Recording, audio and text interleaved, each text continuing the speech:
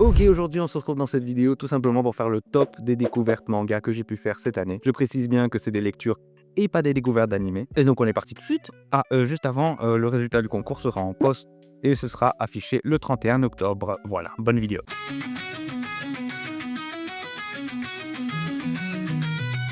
On commence tout simplement avec le bas du classement des top mangas que j'ai pu faire cette année. Et c'est tout simplement Gachakuta. Donc Gachakuta, c'est une œuvre que j'ai bien aimée. J'ai appris à la découvrir, je pense que j'avais pris les 5 premiers tomes, les 7 premiers tomes directement. Donc vraiment, ça c'est un kiff de se faire une découverte lecture comme ça. Vous n'avez pas besoin d'attendre, vous pouvez vous faire une idée plus ou moins sur le manga en 7 tomes. C'est beaucoup plus facile qu'en 2 tomes. Et pendant tout un temps, il était dans le top des découvertes manga, genre on va dire le premier ou le deuxième que j'ai pu faire cette année. Et le dernier manga que je vais présenter dans cette vidéo va détrôner tout le monde. Vraiment. Attention, je dis pas qu'il est mauvais, je dis juste que j'ai trouvé meilleur à mes yeux. Mais Gachakuta, de quoi est-ce que ça peut bien donc parler? Donc Gachakuta nous plonge dans un monde qu'on pourrait qualifier de dystopique, avec ces deux mondes distincts. Un monde dans les cieux qui sont caractérisés par des célestiens, des gens censés vivre une vie normale, mais qui sont aussi séparés par un mur entre les riches et les pauvres. Les pauvres qui sont un peu la peuplade. Ils ont aussi un système judiciaire où quand vous faites un crime, vous êtes tout simplement banni dans la fosse, ce qui vous fait tomber des cieux et vous rejoignez l'abîme. Vous avez aussi les gens du dessous qui sont les rejetés de la société, donc tous les criminels et meurtriers. Ils vivent dans un monde dépotoir avec des créatures formées de déchets qui dégagent des gaz toxiques. On va donc suivre l'histoire de Rudo, un jeune qui vit avec Recto, un homme qui l'a accueilli quand il était plus jeune et prendra le rôle de père pour Rudo. Il donnera aussi des gants dont Rudo ne se séparera jamais, quitte à se laisser traiter de puant par les autres gamins du quartier. Un jour, après avoir été volé dans des décharges publiques des objets qui peuvent toujours être utilisés, mais que les riches ne veulent plus, il rentre chez lui et trouve Recto mort.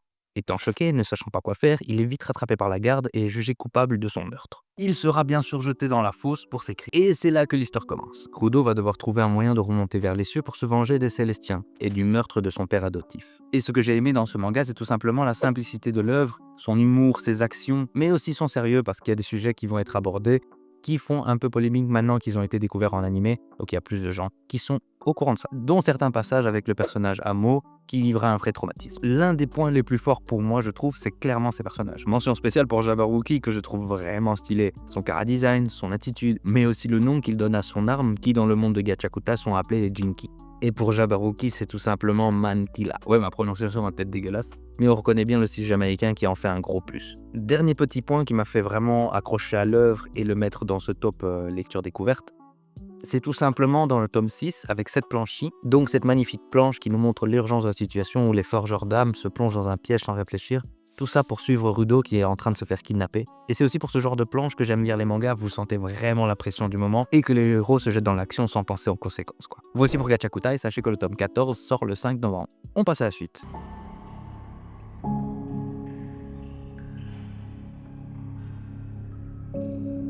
Alors pour le tome suivant, c'est du gros rétro et c'est exactement aussi pour ça que j'ai vraiment aimé l'œuvre. Donc c'est tout simplement Ikanjima, l'île des vampires. Alors pour ceux qui suivent la chaîne depuis un moment, vous savez déjà d'une part que j'ai fait une vidéo sur le sujet.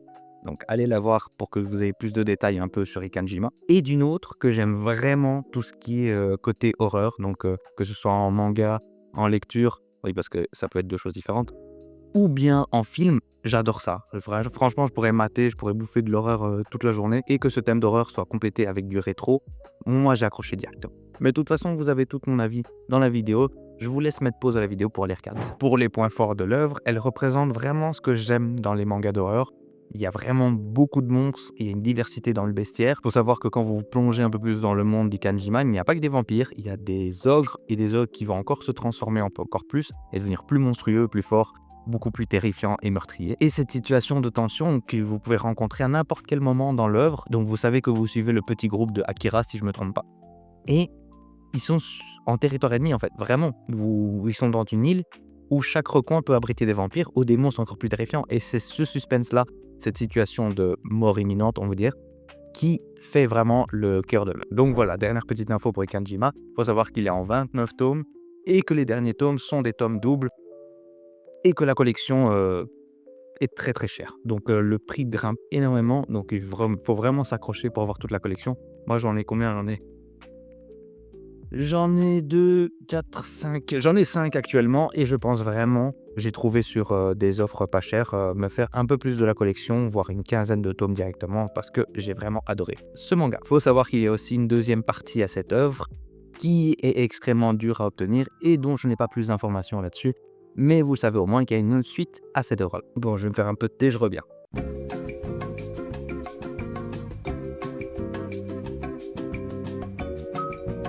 Hop là! Ok, on est de retour.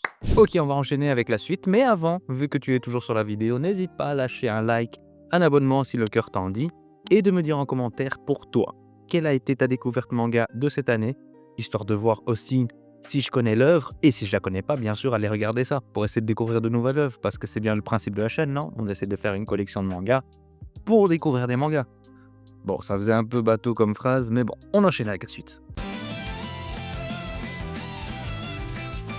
La suite avec Gantz. Gantz, vous le savez, j'en ai parlé sur la chaîne. Il était dans mes désirs pour cette année 2025. J'ai fait l'acquisition récemment dans l'un des achats manga, je pense que c'était le dernier, où j'en ai pris 9 d'affilée, 9 d'un coup. Ce qui est très bon, comme je vous l'ai dit, pour découvrir un manga. Et là, j'ai adoré, hein, bien sûr, j'ai adoré. Je me suis plongé dans l'univers. J'adore, comme je l'ai dit, j'adore un petit peu le côté rétro. Et vous le sentez, bien sûr, le côté rétro quand vous lisez Gantz. Vous savez que c'est d'une autre époque. Et pourtant, ça passe super bien. Donc, les dessins sont magnifiques.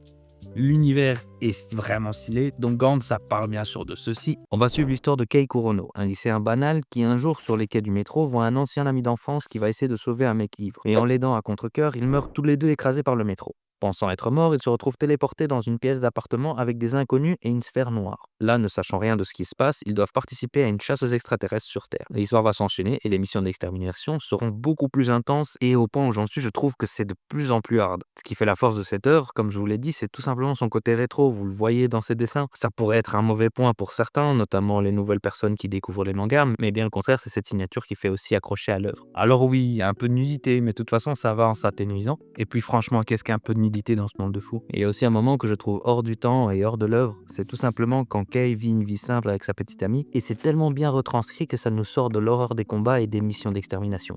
Il faut savoir que l'histoire devient un peu le bordel dans les derniers tomes avec l'apparition d'une société de vampires qui sont en chasse des guerriers exterminateurs d'aliens. Et le problème, c'est qu'ils sont rentrés dans l'histoire comme ça, du jour au lendemain, sans explication. Et à ce point-là de l'histoire, ce n'est pas le seul point qui paraît rocher. Mais bon, c'est quand même un très bon manga que je continuerai à lire. L'œuvre finit en 18 tomes dans sa perfecte édition, donc si le cœur vous en dit, n'hésitez pas et jetez-vous dans Gantz. Vous avez aussi diverses œuvres de Gantz, donc vous avez Gantz G et Gantz E, qui, s'ils sont bons, feront partie de ma collection aussi. Donc on passe à la suite. J'ai oublié de vous montrer, mais vous avez les œuvres qui sont juste ici. Donc vous avez Gachakuta, Gantz et Ikanjima, l'île des vampires. Quel mauvais créateur de contenu je fais.